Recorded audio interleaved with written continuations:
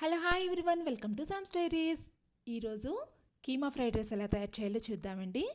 మనం పిల్లలకి లంచ్ బాక్స్కి ఏదో ఒక రైస్ ఐటెం అయితే ప్రిపేర్ చేస్తుంటాం కదా.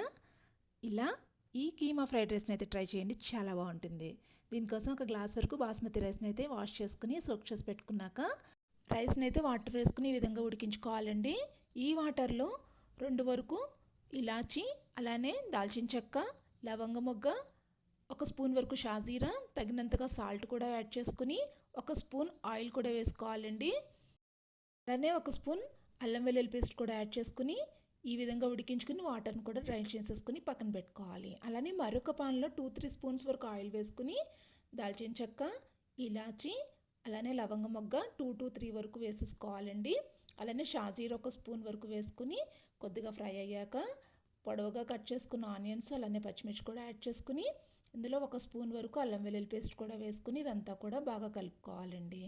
ఇదంతా బాగా కలిసిన తర్వాత ఇప్పుడు నీట్గా వాష్ చేసుకున్న ఈ కీమా ఉంటుంది కదా, కీమాను కూడా ఇందులో యాడ్ చేసుకుని ఒకసారి అంతా బాగా కలుపుకోవాలి.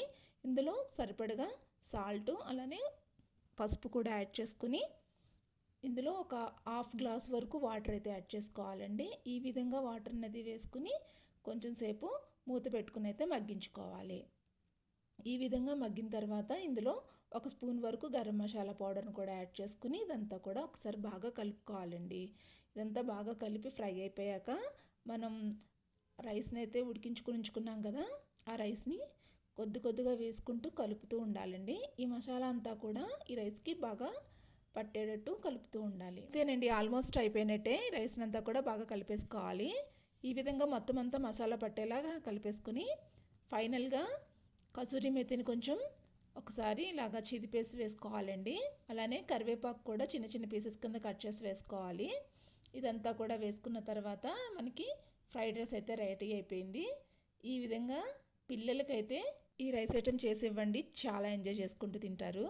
అలానే వాళ్ళకి రెగ్యులర్గా మనం ఏవో నూడిల్స్ అని, మ్యాగీ అని ఇలా చేస్తూ ఉంటాం కదా, ఒక్కొక్కసారి ఈ విధంగా చేసి పెట్టండి, నిజంగానే చాలా బాగుందని అంటారు. అంతేనండి, కీమా ఫ్రైడ్ రైస్ అయితే రెడీ అయిపోయింది. చూసారా, ఎంతో చాలా ఈజీగా చేసేసుకున్నాం కదా.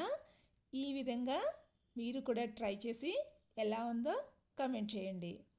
నా వీడియోస్ కనుక మీకు నచ్చినట్లయితే లైక్, షేర్ అండ్ సబ్స్క్రైబ్ చేసుకోండి.